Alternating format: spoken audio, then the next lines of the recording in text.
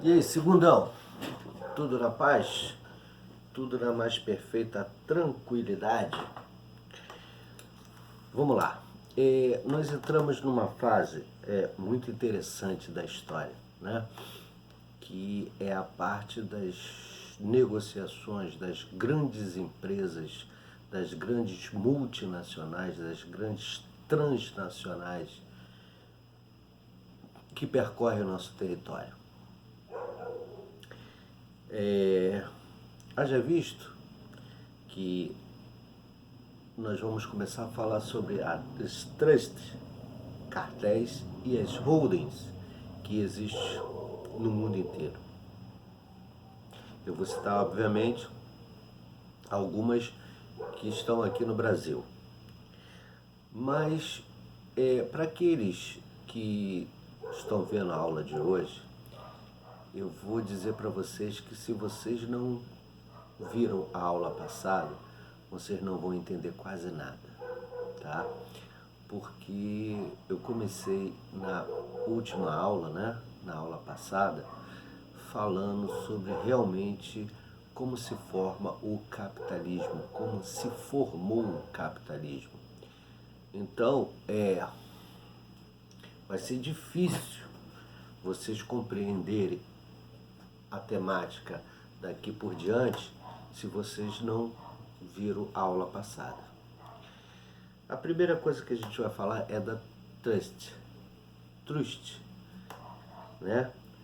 Fusão de empresas que atuam no mesmo setor, controlando a produção e a distribuição no mercado consumidor. Mas antes disso, eu vou começar dando uma préviazinha para vocês que eu fiz questão de colocar aqui no texto, para que vocês entendam melhor, para que vocês se localizem. Para aqueles que não estão acompanhando a aula, tentarem compreender. No final do século XIX, alguns países europeus, como a Inglaterra, a França e a Alemanha, tiveram uma aceleração na industrialização, né? Uma das precursoras, ou a precursora do processo de industrialização, que foi a grande revolução industrial, foi a Inglaterra. E logo depois a Alemanha correndo junto com ela e a França. Elas tiveram uma aceleração na industrialização porque elas tinham já uma formação industrial, já tinham um parque industrial montado.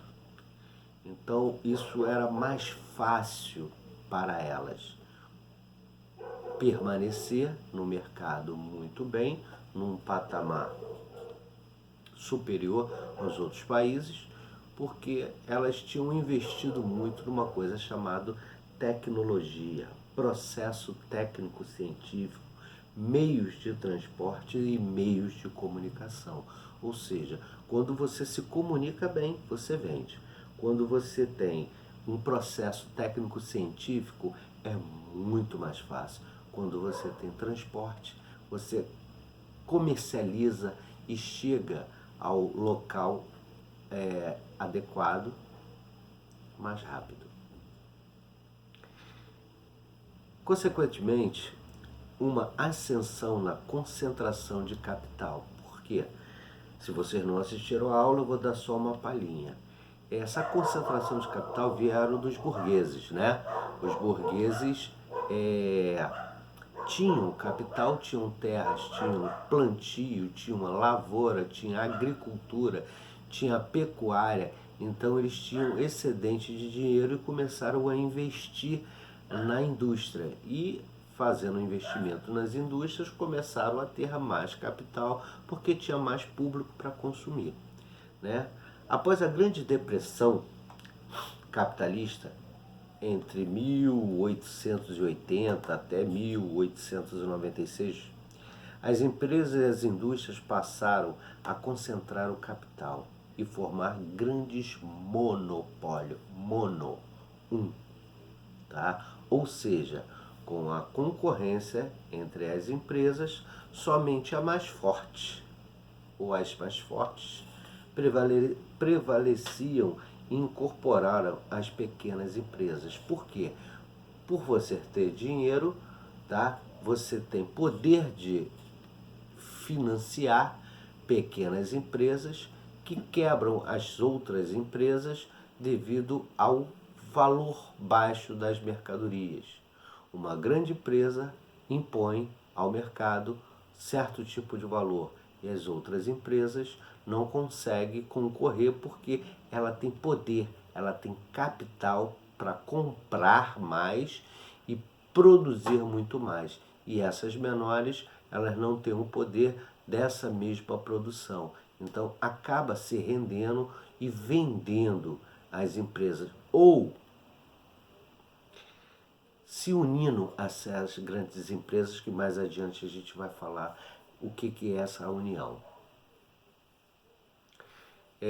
Formando assim as grandes indústrias, né? Essas pequenas empresas se unem às outras empresas pequenas e formam uma grande empresa, né? Ou seja, a concorrência entre as empresas, somente a mais forte prevalece e incorporam as pequenas empresas, formando assim as grandes indústrias. Com a formação do monopólio, a concorrência entre as empresas deixou de existir acirradamente como antes. No lugar de grandes concorrências, começaram a surgir grupos de empresários chamados cartéis, trust ou holding. Estes efetuaram uma união de interesses próprios contra os consumidores, a fim de aumentar seus lucros. Logo adiante, ressaltaremos as principais características de cartéis, trust e holding. Hoje, nós vamos falar só o que é um cartel e a gente vai dar continuidade, a esse tema de acordo com o que vocês forem assimilando, porque uma coisa é muito parecida com a outra, tá? Então, como eu li aqui, cartéis, empresas teoricamente concorrentes que se unem através de acordos nos quais determina a cota de produção, mercados consumidores e preços. O cartel é uma união secreta, ou seja, ela não é legal, tá? O cartel ou os cartéis são formações de grandes empresários, grandes investidores, tá? Que formam como se fosse uma cooperativa para poder literalmente ferrar outras empresas de menor porte que estão ganhando o mercado pela qualidade, pelo bom preço, tá? Eu vou ler para vocês. O cartel é a união secreta de empresas do mesmo ramo de negócios, que estabelece entre si acordos para fixar um mesmo preço para seus produtos. Ou seja, elas se unem, tá? Você não tem concorrência. Essa caneta aqui, eles querem que seja R$ 2. Essa caneta aqui, eles querem que seja R$ 2. Independente se elas são iguais, uma pode ter mais carga, a outra menos carga, mas o valor é o mesmo. Por quê? Porque ela não deixa que as empresas não deixam que as outras empresas se unam a ela para poder manter um valor que elas querem. A hora que elas querem, elas cobram valores mais altos ou valores mais baixos para ganhar o quinhão do mercado, ou seja, ganhar mais espaço de mercado, proliferar o produto no mercado, né? O consumidor cartelizado, ele não tem onde buscar valores menores, tá? O valor é o mesmo. Uma coisa que é muito importante, a gente pode ressaltar e dar como exemplo, né, que a gente vem ouvindo muito nos noticiários há alguns anos, é essa questão da Petrobras, por exemplo. A Petrobras é a única empresa no Brasil que fornece combustível, né? É a única empresa de petróleo dentro do Brasil que fornece combustível, que tem o petróleo. Então ela monopoliza todo esse segmento, aqui no Brasil. Ou seja, ela determina qual é o preço do petróleo, tá? Para ser os seus subprodutos vendidos no mercado consumidor. O que acontece com isso? Sai de dentro da refinaria a gasolina, suponhamos, a R$ 2. Aí ela vai para o posto de gasolina. Chega no posto de gasolina, o governo determina que a faixa X é até, suponhamos, R$ 5. Então, alguns donos de postos de gasolina, tem dono de posto de gasolina que tem 30 postos de gasolina, determina que a gasolina dele, por ele ter poder de compra, ele compra a gasolina em maior quantidade, então ela faz o quê? Ela bota a gasolina dela a R$ 4,50. Enquanto o outro posto de gasolina, o dono de um posto de gasolina que só tem um posto de gasolina, ele vai ter que colocar, por causa do poder de compra dele sendo menor, ele tem a gasolina a R$ 4,59, por exemplo.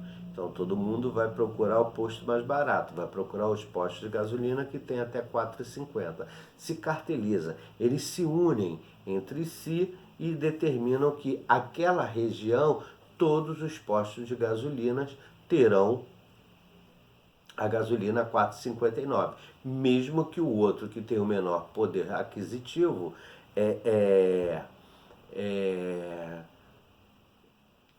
queira, obviamente, aumentar porque o seu custo operacional é maior, não pode.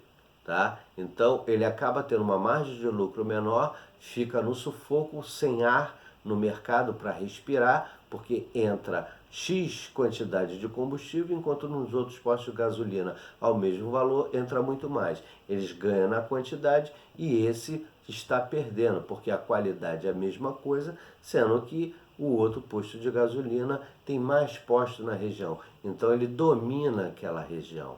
Ou seja, eles carteirizam esse processo. Eles se unem, né, vários donos de postos de gasolina para demarcar aquele território como a gasolina não pode passar de R$ 4,59 a R$ 5. Isso é só um exemplo. Você tem exemplo em várias outras coisas, como por exemplo a cerveja, que em todos os bares é R$ 8,50. É determinado por quê? Porque aquele que consome 20 caixas, ele vai ganhar mais dinheiro, porque ele vai ter um giro muito maior, consumir muito mais rápido, os seus consumidores vão consumir muito mais rápido a cerveja, então ele vai gerar mais dinheiro, enquanto aquele pequenininho, ele só pode comprar 2 caixas, não consegue comprar o mesmo valor daquele que compra 20 caixas. Ou seja, o cartel trabalha dessa maneira, tá? Deixa eu continuar lendo aqui. Eles acabam com a concorrência entre si, ou seja, quem sai prejudicado é o consumidor, que perde a possibilidade de procurar o menor preço, pois sem a concorrência entre as empresas não existe menor preço.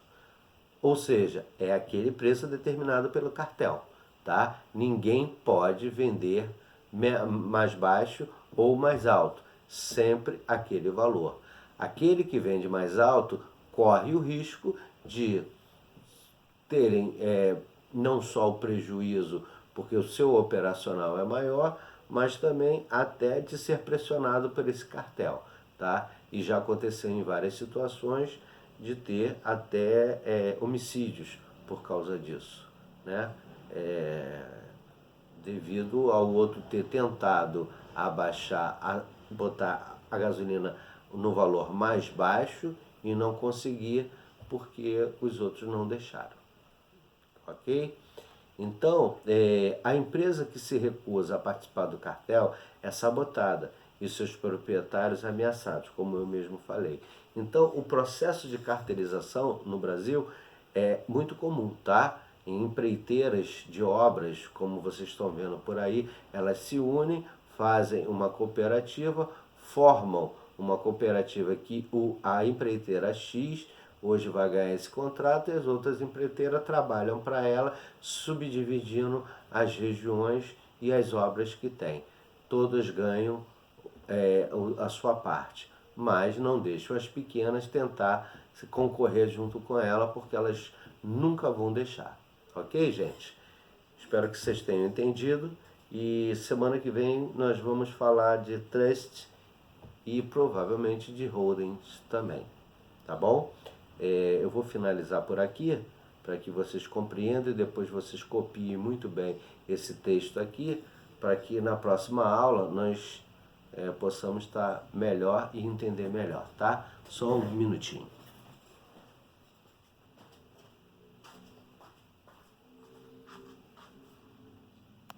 Então, como eu falei para vocês, está aqui, semana do dia 7 de agosto, Trust, Cartel e Holding, perdão.